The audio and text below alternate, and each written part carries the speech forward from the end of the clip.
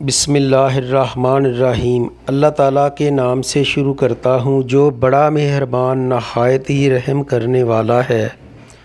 حضرت سیدنا کعب بن مالک رضی اللہ تعالیٰ عنہ سے مروی ہے کہ حضور صلی اللہ علیہ وآلہ وسلم غزوہ تبوک کے لیے جمعرات کے دن روانہ ہوئے اور آپ صلی اللہ علیہ وآلہ وسلم جمعرات کے دن روانہ ہونا پسند فرماتے تھے۔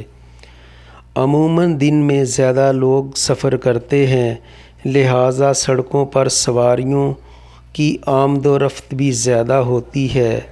اس کے برعکس رات کو سڑکیں سواریوں سے خالی رہتی ہیں اور زمین بھی لپیٹ دی جاتی ہے، لہٰذا سفر جلدی طے ہو جاتا ہے۔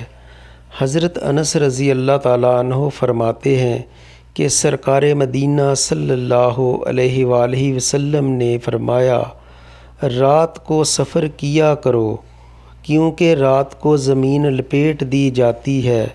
اپنے پیارے نبی کی پیاری باتوں کو صدقہ جاریہ سمجھ کر لائک اور شیئر کریں۔ جزاک اللہ۔